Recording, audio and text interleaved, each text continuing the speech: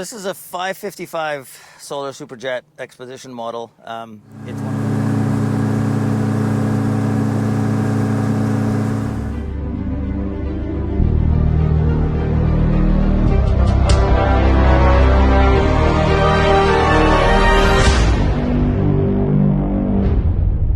Well, good morning everybody. Al here from BC Extreme Outdoorsman. Today is Saturday, July 5th. And we are at the Enderby boat launch again, and we are going to head up to Maple Lake. Got another friend coming here, Paul, who owns Northwest River Boats out of Kelowna, and he's a solar dealer as well. So if you need a solar boat, you can always get a hold of him as well. So, sorry, I'm going to do the Skookumchuck Rapids again today, hopefully. Water levels, I think it's just as high as it was when we were here before. I can't really tell, but you can have a look. Yeah, I think it's the same height. So it could be interesting doing those Skookumchuck Rapids again. It'll be fun. I'll show you a little preview of what happened last time when we did them back in April right now.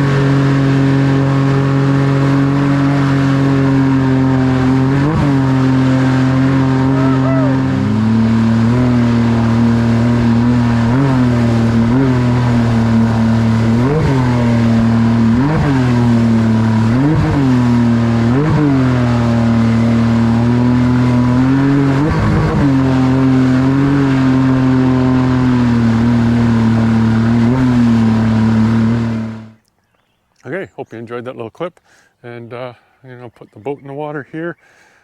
I'm not sure where Paul is. He said he's going to leave by 8, so should be here in another half an hour. But I like to be early, have everything ready. We'll just pull the boat up on shore and just hang here and wait for him. So yeah, stay tuned for some more jet boating action with the Tathatsu MFS 40A and the Solar 470 Superjet, brand new 2024 edition. And as you guys seen, this thing rips. Stay tuned.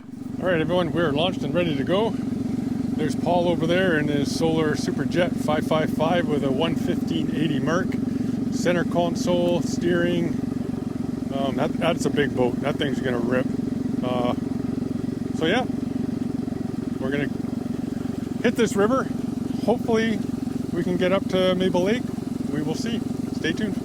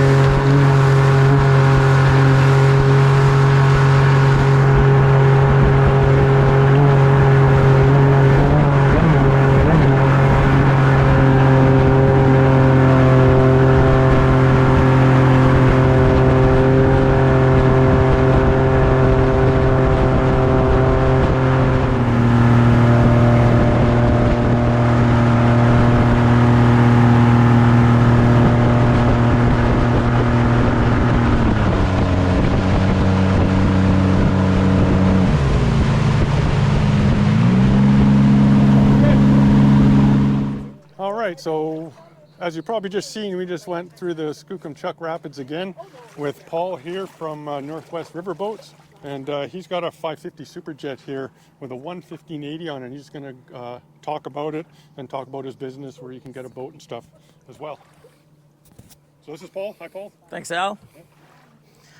So this is a 555 Solar Superjet Expedition model. It's one of the larger boats. They go up to about 600 centimeters. Once I got into the larger boat here, I really enjoy the size of it on the water. It tends to absorb some of the bumps a little better. It gets over the big troughs a little better. The motor is somewhat oversized. The manufacturer does not recommend running this motor on a regular transom. So I beefed it up a little bit because it was bouncing all over the place. I added these 1.5-inch aluminum tubes using the existing solar transom braces over to this ribbon tape and another bar in there, and everything's bolted together and glued on. And once we did that, it did stop bouncing, so it's really good. This side motors is recommended to be run with an actual cage on the boat, but that involves a lot of money and a lot of time, so I figured Cages that go over top and have the little pout. and mounted inside. So they run basically aluminum tubes all the way inside the tubes, and it's all cross braced, so the entire boat ends up taking the weight of the transom and the motor. But this seems to be holding up pretty good, so it's been running like this for over 1.5 years now. Haven't seen any transom wear, haven't seen any issues with the tunnel. We still hit pretty good occasionally. It bounces up nicely. It's been a really good solution for this boat. The boat's heavier, obviously, than a 470, and having that extra power, especially in the rapids, gives you a lot of confidence going through this stuff. How's it on fuel compared to like It's a Merc 60-40 or something? Yeah, it's good. I mean, I bring 100 liters with me. Mm-hmm. Running Pitt River, for example, I think we went through about 75 liters, most of it on the way up, and maybe a third of that amount on the way down, obviously, running with the river. I don't know exactly what it's burning. I kind of just put fuel in it when I need to, but I find it extremely fuel efficient compared to any 4-strokes I've ever run. It's just, I'll never go back to a 2-stroke. No, I guess. So what's the weight? How much weight can this thing hold? 1.2 tons, so 1,200 kilograms. Oh my God. Yeah. What's the most you've had in it? Not that much, probably 700-800 pounds. Yeah, so 4 people and gear for a weekend. Yeah, you put a moose in here. No problem. Oh, no problem. Yeah, no And problem. there's so much room in this thing. This thing is so big. So it's a 555. What does that work out into feet? It's about 18 and a half That's feet. what I was gonna say, Yeah. 18. Yeah. Okay. Cool. Yeah, big boat. Nice side console there. That's sold by Solar as well, isn't it? Yeah, it is. There's a lot of other solutions out there. They kind of all look the same. It's, finding a way that works for you and getting the controls mounted on theirs can be a little bit of a challenge, and it's a little bit messy in the boat. This is a trial and error boat for us. We're basically testing different things and figuring out what works so we can bring it to market. There's obviously not a lot of custom solutions in North America for this. Back in where the boats are made, they have an answer for everything, but it's just not practical to import this stuff. So No, exactly. I'm trying to figure out good ways of doing it here so that we can get this stuff to market, because the boats are really incredible with a little bit of help. Yeah. They're starting to get really popular too. So I see you got that little, is that a Boss thing or something? Is that a Merc? It's a stereo. Oh, is it? Yep, Oh, you it's got a stereo. I just haven't put the speakers on yet. Oh, okay. Yep.